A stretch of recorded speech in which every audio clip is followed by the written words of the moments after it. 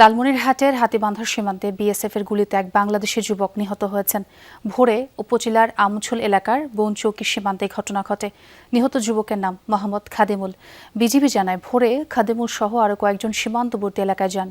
এ সময় বিএসএফ সদস্যরা তাদের লক্ষ্য করে গুলি ছোড়ে। গুলিবিদ্ধ হন খাদেমুল। গুরুতর আহত অবস্থায় তাকে উদ্ধার করে হাসপাতালে নিলে চিকিৎসাধীন অবস্থায় মারা যান খাদেমুল। এই ঘটনায় ভারতীয় সীমান্তরক্ষী বাহিনীর সাথে পতাকা বৈঠকের প্রস্তুতি চলছে বলে জানিয়েছে বিজিবি। ভারতের যে প্রশাসন আছে এরা তো হয়েছে আগে এত শ্রেণী ছিল না। এরা যে কি পাইছে বাংলাদেশকে পাখির মতো এরা গুলি করে। ছেলেটা জাল দিয়ে ঝাঁকি জাল দিয়ে মাছ মারতে গেছে। মাছ মারার সময় একটু ভারতের সীমান্তের কাছে গেছে, তখনই তারা গুলি করছে। সরাসরি যুক্ত হব লালমনিরহাটে, সেখানে আছেন সহকর্মী আনিসুর রহমান। আনিস, শুনতে পাচ্ছেন নিশ্চয়ই আমাকে? সীমান্তে বাংলাদেশিকে গুলি করার ঘটনায় পরিবার, সেই সাথে বিজিবি কি বলছে, একটু বিস্তারিত করে জানাবেন সেখানকার খবর আমাদের।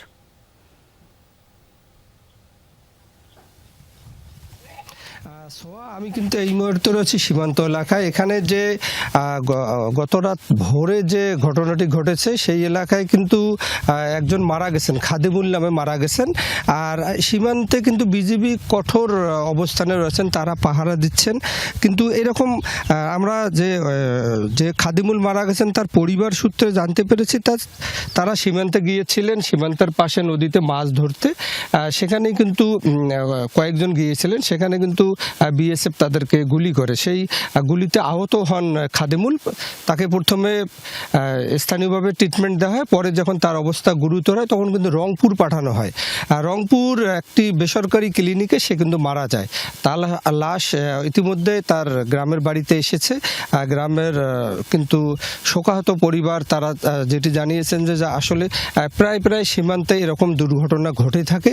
আর আমাদের বিজিবির লালমনিরহাট 15 বিজিবির সিও সাহেবের সঙ্গে আমি কথা বলেছি, তিনি যেটি জানিয়েছেন এই বিষয়ে বিজিবি কড়া প্রতিবাদ জানিয়েছেন এবং তারা পতাকা বৈঠকের আহ্বান জানিয়েছে যাতে সীমান্তে এরকম ঘটনা না হয়। সে বিষয়ে তারা বিএসএফকে বিস্তারিত জানিয়েছেন যে এরকম ঘটনা যেন না ঘটে।